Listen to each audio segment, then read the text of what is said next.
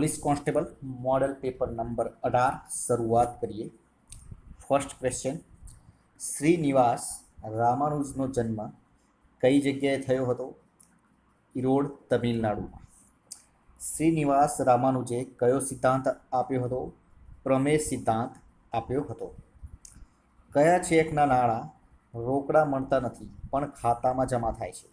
તો બેરર ચેકના નાણાં રોકડા મળતા નથી પણ ડાયરેક્ટ ખાતામાં જમા થતા હોય છે. સૌથી શુદ્ધ લોખંડ કયું છે? પોલાદ.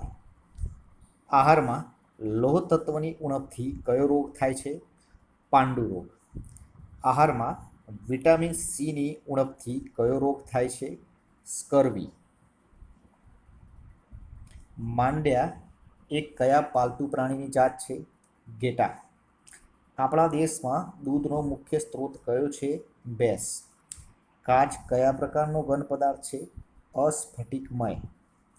લીલી વનસ્પતિનો લીલો રંગ કોને આભારી છે? હરિત દ્રવ્યને. વનસ્પતિ હાઇડ્રોજન તત્વ શામાંથી મેળવે છે? પાણીમાંથી. લોહીની શુદ્ધિ માટે કયું વિટામિન જરૂરી છે? સી. બેકિંગ સોડાનું રાસાયણિક સૂત્ર કયું છે? NaHCO3. જ્યારે એક વસ્તુને બીજી વસ્તુ સાથે સરખાવવામાં આવે ત્યારે કયો અલંકાર બને છે? ઉપમા અલંકાર બને છે.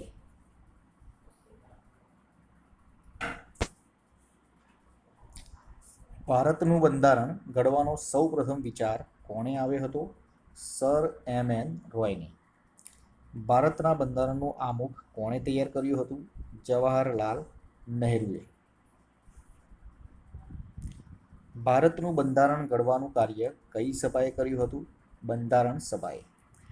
ભારતના બંધારણ સભાની રચના કઈ યોજના હેઠળ થઈ હતી? કેબિનેટ મિશન પ્લાન અંતર્ગત થઈ હતી. બંધારણ સભાની પ્રથમ બેઠક ક્યારે મળી હતી? 9 ડિસેમ્બર 1946ના રોજ. બંધારણ ઘડનારી ડ્રાફ્ટિંગ કમિટીના ચેરમેન કોણ હતા? ડૉક્ટર આંબેડકર. ભારતની બંધારણ સભાના પ્રમુખ કોણ હતા? રાજેન્દ્ર પ્રસાદ. બંધારણ સભા કુલ કેટલા સભ્યોની બનેલી છે?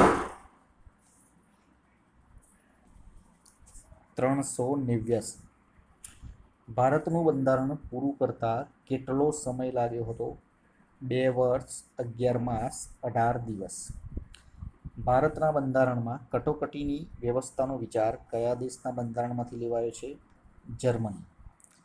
ભારતનું બંધારણ ઘડવા માટે અંદાજિત કેટલો ખર્ચ આવ્યો હતો? 64 લાખ રૂપિયા. ભારતના બંધારણમાં કુલ કેટલા પરિશિષ્ટો છે? 12 પરિશિષ્ટો આવેલા છે.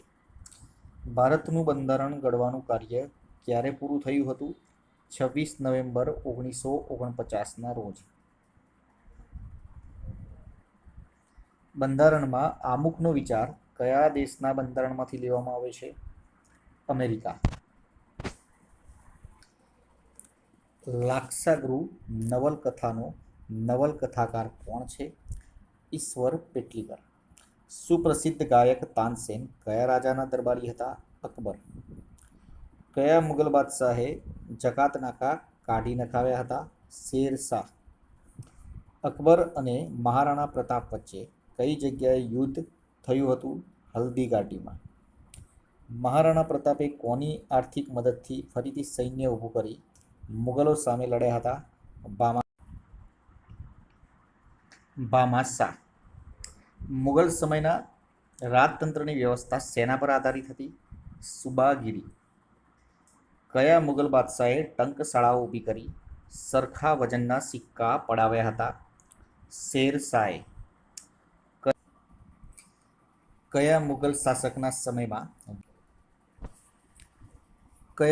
શાસકના સમયમાં ઇંગ્લેન્ડના રાજાના પ્રતિનિધિ તરીકે હોકિન્સ અને ટોમ્સરો ભારત આવ્યા હતા?